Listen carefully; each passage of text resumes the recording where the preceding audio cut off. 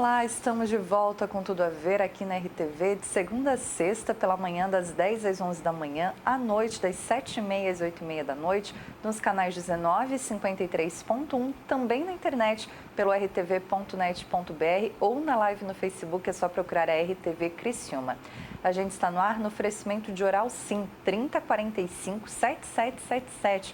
O número está na sua tela, também é o WhatsApp, você pode adicionar, tirar todas as suas dúvidas. Também está conosco o Estúdio de Beleza Tati Amandio de Sara. O WhatsApp aparece na sua tela, você pode encontrá-los também nas redes sociais. Ainda Móveis Correia Baque, que traz todas as semanas dicas sobre arquitetura, design de interiores e decoração. Curso de moda do Senac, que traz dicas sobre o curso e sobre o universo da moda também uma vez por semana. E a Scat Modas, que me veste no dia de hoje. Mas agora a gente vai falar sobre saúde, sobre cuidados com o coração. Dr. Júlio Domingos, cardiologista, está aqui com a gente.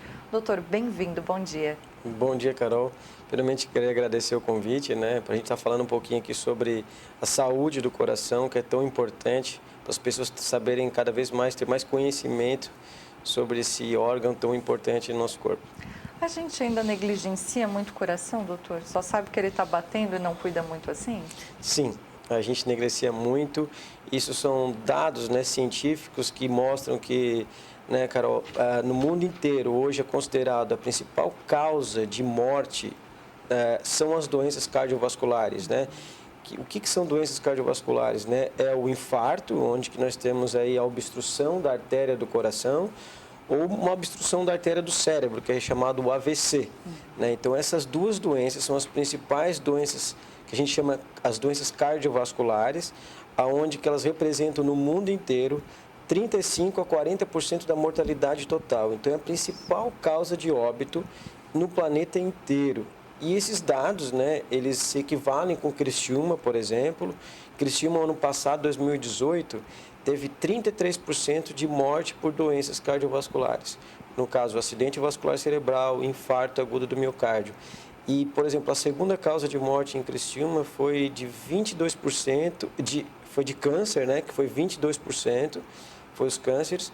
Então, menor que as doenças cardiovasculares, mas também com impacto importante, E quando a gente fala de câncer, tem algumas coisas que são evitáveis, assim, uma de qualidade de vida que a gente pode se cuidar.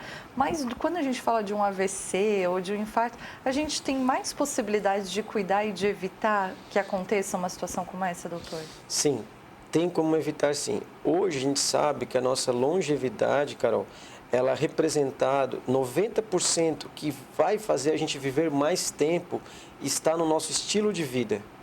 Então, 90% dessas doenças, que são as principais doenças que levam à morte, que são acidente vascular e infarto agudo do miocárdio, elas são preveníveis.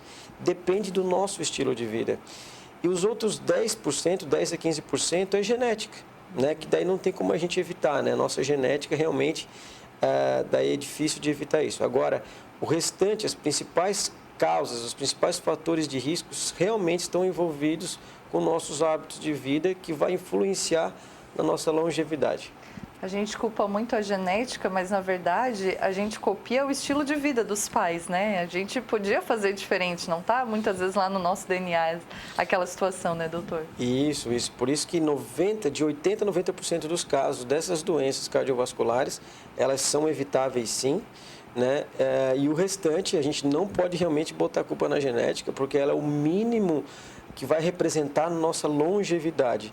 80% a 90% é o que a gente é no nosso dia a dia, nossos hábitos de vida, nossa alimentação, a falta ou a falta de atividade física, que nós vamos comentar também um pouquinho, Quando a gente fala de doenças cardiovasculares, são o AVC e o infarto ou tem mais coisas aí, doutor? Não, realmente essas são as principais, que tem um impacto. As doenças cardiovasculares, as principais é o acidente vascular cerebral, que é a obstrução da artéria do cérebro, onde que é a principal causa de óbito, junto com o infarto, que vem uma porcentagem pequena abaixo, que é a obstrução da artéria do coração. Essas duas doenças, cara, para você ter uma ideia, elas são a mesma doença. A gente pode chamar de AVC, porque é um termo técnico, que é o acidente vascular cerebral, mas não deixa de ser um infarto no cérebro, porque é uma obstrução de uma artéria no cérebro. Só muda o local, então a gente muda o termo. E no coração é um infarto agudo do miocárdio, E essas doenças, como a gente comentou, elas podem ser evitáveis sim, Por quê? Os principais fatores de risco, né, para essas doenças, elas são tratáveis e são preveníveis, né? E como é que a gente previne, né, um AVC, um infarto? Como é que a gente pode evitar, tirando essa parte da genética que você já explicou para a gente, né, mas a minha parte, a minha responsabilidade, doutor, como é que eu devo me cuidar? Assim, para a gente falar um pouquinho disso, a gente tem que falar um pouco dos fatores de risco, né? O que leva uma pessoa a ter um infarto? O que leva uma pessoa a ter um AVC? Os principais fatores de risco estão relacionados à hipertensão arterial, à pressão alta, ao diabetes, ao tabagismo, né, que é o cigarro, e ao colesterol elevado. E as últimas duas causas é o sedentarismo, né, a falta de atividade física e a obesidade. Então, esses fatores de risco, eu citei 6 fatores de risco principais, se a gente conseguir controlá-los, a gente diminui muito o risco dessa pessoa ter um infarto agudo do miocárdio ou ter um acidente vascular cerebral. Desses que eu citei, a doença crônica mais comum relacionada a essas doenças cardiovasculares realmente é a hipertensão arterial, tá, Carol? A hipertensão arterial é uma doença crônica mais comum. Olha só que importante isso. A doença crônica que existe na nossa população, no mundo inteiro, mais comum é a hipertensão arterial. Claro, doenças agudas, como dor de cabeça, gripe, né, são as mais comuns. Mas a doença crônica mais comum é a hipertensão arterial. Então, se a gente evitá-la, a gente já vai diminuir muito esse risco de um AVC, de um infarto. E para a gente evitá-la, a hipertensão arterial, né, realmente a hipertensão arterial está associada à genética, né, Carol? A gente sabe que quando a gente tem um pai e uma mãe hipertensos, 60% de chance você tem de ser hipertenso. O excesso de sal é um fator de risco para a hipertensão arterial. A gente sabe que a nossa população, a gente consome em torno, Brasil, de média, 11 gramas de sal por dia. E o recomendado, né, pela Sociedade Brasileira de Cardiologia é de 5 gramas de sal por dia. Mais que o dobro. Mais que o dobro, você está vendo? Então, essa mudança de hábito ajuda muito a controlar a pressão arterial, essa redução do consumo de sal. Obesidade. A gente sabe que quanto mais peso a gente tem, mais a pressão arterial sobe, na grande maioria das pessoas. Então, um dos tratamentos importantes é a redução do peso. Eu pego muita gente no consultório, Carol, com 30 anos, doutor, eu estou hipertenso, né, preciso de remédio. Não é bem assim, a gente, né, a gente atua muito na cardiologia como na prevenção. Eu, no meu consultório, a gente gosta da prevenção, de tratar preventivamente, não só com remédio, né? Então, se a gente, nesse paciente com 30 anos, só chegar e orientar, não, você toma um remédio e pronto. Não, eu não estou tratando o principal. O principal, se eu conseguir reduzir o peso dele, se ele fazer ele mudar um estilo alimentar, diminuir o consumo de sal, praticar atividade física regular, eu vou conseguir reduzir o peso dele, ele vai diminuir o consumo de sal, eu tenho certeza que a gente vai conseguir controlar a pressão arterial dessa pessoa. Claro, se ele tiver uma genética muito ruim, claro, pode ser que precise de algum remédio, né? Mas essas pessoas, muitas vezes, a gente consegue evitar de tomar 2, 3 medicamentos. Talvez só tomar um, ou talvez nenhuma medicação.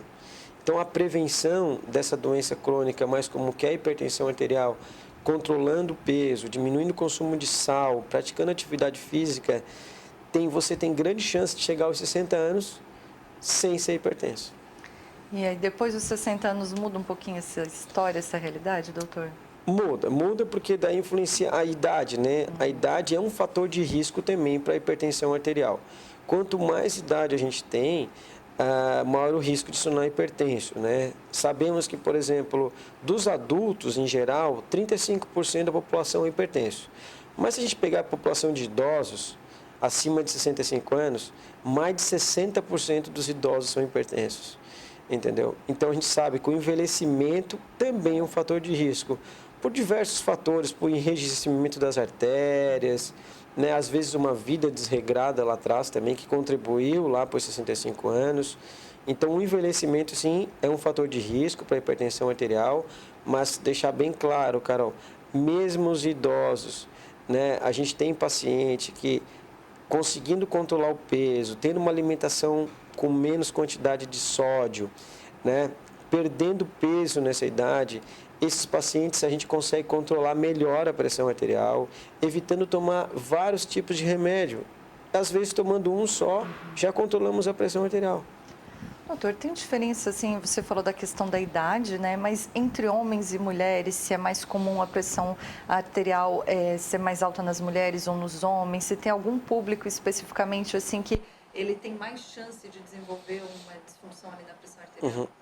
Assim, em relação às mulheres, elas têm a proteção hormonal, né, o estrogênio, progesterona, até ela parar de menstruar. Até essa etapa de ela tá menstruando ainda, ela se protege mais em relação ao coração, certo? O homem já não, o homem já não tem tanta essa proteção, pode desenvolver hipertensão mais cedo. E por cultural, normalmente a mulher se cuida mais do que o homem. Então, realmente a prevalência é um pouco mais no homem.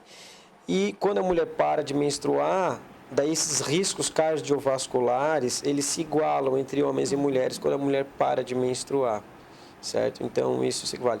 A gente sabe que a população negra também, de afrodescendente, ele tem mais risco de ser hipertenso. É uma população que, através de estudos genéticos, que a genética deles influencia em ter mais risco de ser hipertenso à medida que vai envelhecendo. Doutora, eu tenho uma família de hipertensos, eu já sei dessa porcentagem genética, eu estou cuidando da alimentação, atividade física e tal. Que outros tipos de meios, talvez exames, existam para saber se eu tenho muita chance de ter um AVC lá na frente, eu tenho chances de ter um infarto lá na frente? Existe sim alguma coisa que a gente possa fazer de um exame, de mostrar, não, tu tem mais risco do que aquele? Olha, sim, é importante que para quem tem um histórico na família de doença cardiovascular, de um AVC, de um infarto, ou a pessoa já é um pouco acima do peso, ou ela não pratica atividade física, procurar o cardiologista realmente o mais cedo possível. Não existe uma idade daí. Porque, sei lá, a gente sabe que com 8 anos de idade, Carol, tem estudos de crianças com 8 anos de idade. Um estudo no Rio de Janeiro até. Crianças obesas que já hipertensas. Nossa. Então, a gente sabe que a gente, quando tratar precocemente, desde a infância, mostrar para nossas crianças que, olha, que a alimentação saudável, que a prática da atividade física tem que ser orientado desde quando essa criança nasce. Desde o aleitamento materno, exclusivo até os 6 meses, depois a introdução de uma alimentação saudável, né? A gente observa muito, às vezes em shopping, crianças com menos de 2 anos de idade tomando refrigerante, que é riquíssimo em açúcar, né? Então, desde pequeno, essa prevenção é muito mais importante do que qualquer outro exame, tá, Carol? Desde pequeno, orientar a criança à prática de atividade física, alimentação saudável, tirando o açúcar e excesso, bolos, todos os derivados do açúcar, que hoje é uma droga aí disseminada lícita, né? Mas realmente interfere muito na vida da criança. A gente sabe que uma criança obesa tem grande chance de ser um adulto obeso, né? E tu falou dos exames. Para prevenção de AVC, de acidente vascular cerebral, quem tem histórico na família, sim, uma avaliação cardiológica perto dos 35 anos, influenciando, vendo os exames laboratoriais, glicemia de jejum, insulina, perfil lipídico, avaliação da tireoide, para avaliar se essa pessoa é hipertensa. Porque o principal fator de risco para AVC é a hipertensão arterial, certo? Não existe nenhum exame milagroso que vai, não, eu vou ter AVC depois de 30 anos, que eu vou prevenir isso. Não. Realmente, a mudança do estilo de vida é o principal exame, né, entre aspas, para a gente prevenir. Claro, quando a pessoa tem mais idade, a gente pode avaliar obstrução nas artérias, nas carótidas, né, às vezes umas placas nas carótidas graves que precisam de tratamento. Isso diminui o risco de um acidente vascular cerebral, no caso de um AVC. Outra coisa são arritmias cardíacas.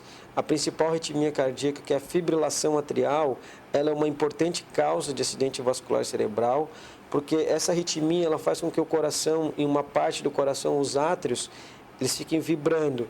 Isso pode formar um coágulo dentro do coração e esse coágulo ir para o cérebro e obstruir uma artéria no cérebro.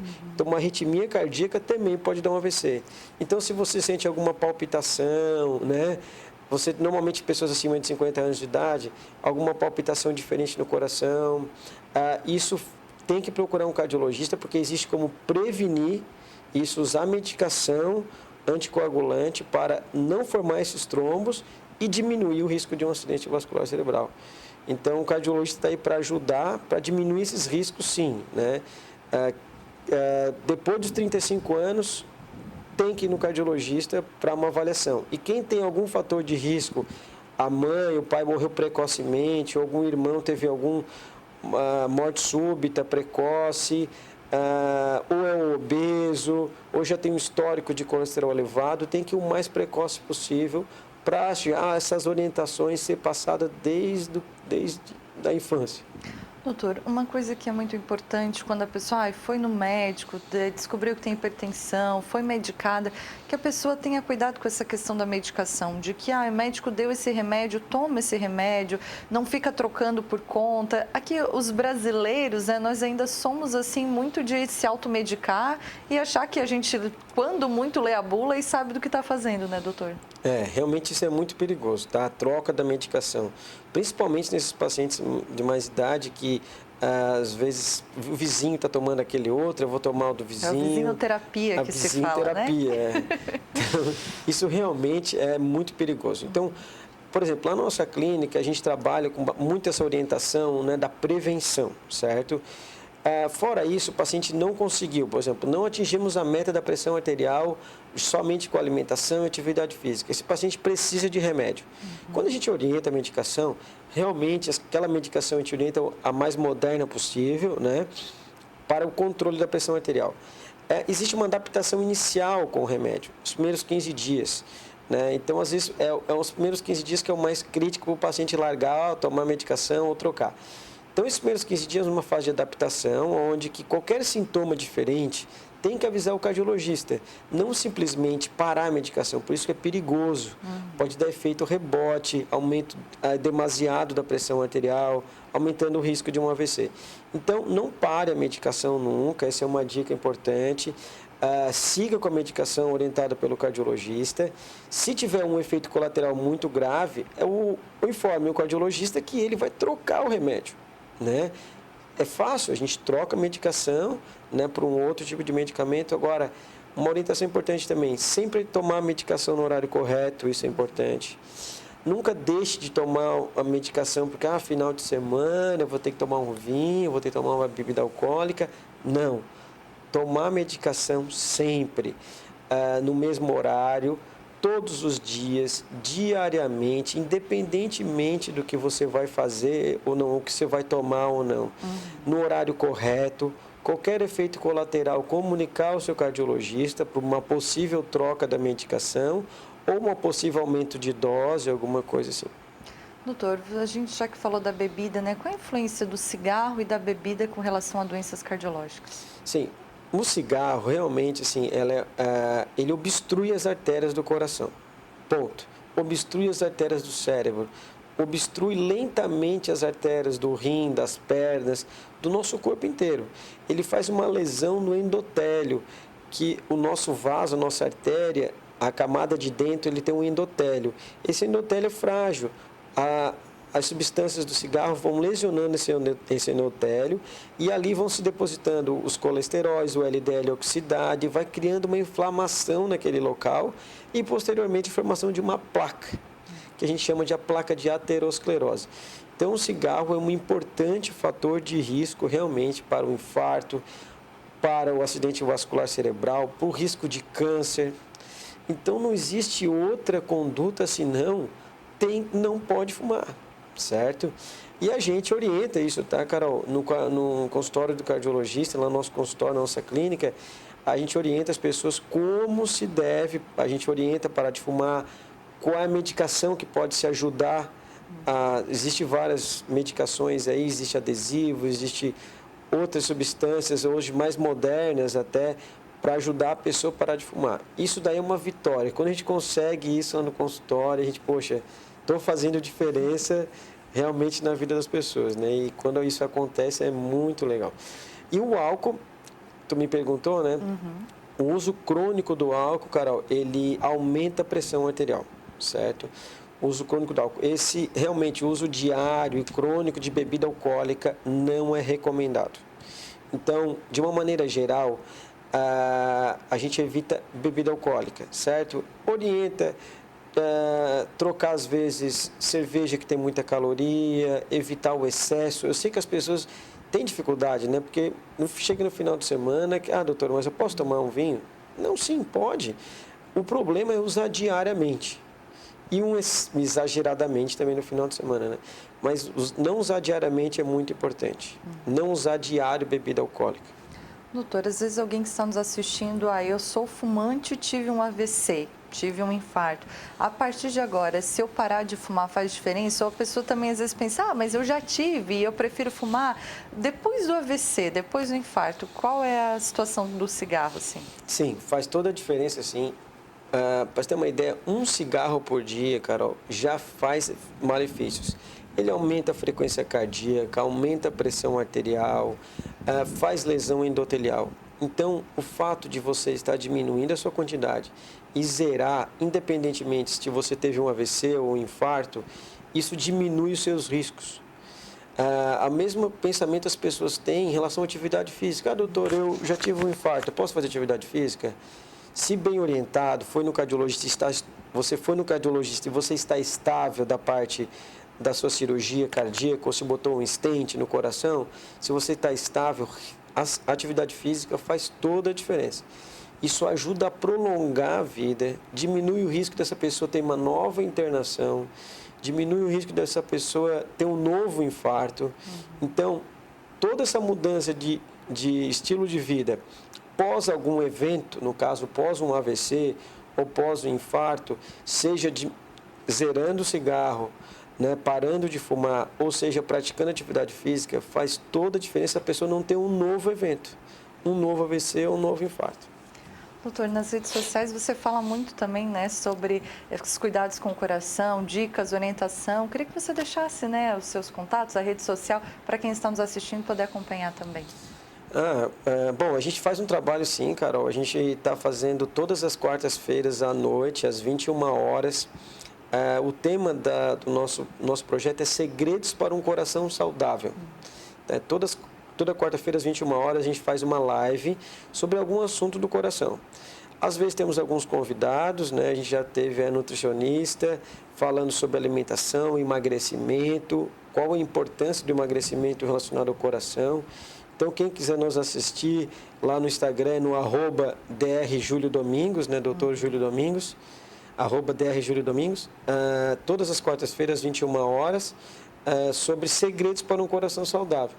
E que a nossa clínica, né, se puder deixar o nosso contato, claro. A clínica na SOS Coração, a clínica no 3413-6445. 3413?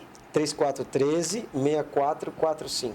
Doutor Júlio, muito obrigada por ter vindo conversar com a gente. Tenho certeza que a gente sempre leva, né, um puxãozinho de orelha, uma orientação. Então, muito obrigada e bom trabalho para todos vocês lá na clínica. Obrigado, Carol. É um prazer estar aqui, né? A gente ajudar também a cuidar do seu pai, né? Que é um prazer aí. Obrigado pelo convite e um abraço a todos. Tá certo, muito obrigada. A gente vai encerrando mais uma edição do Tudo a Ver. Obrigada a você pela audiência, pela companhia. Um abraço e até mais.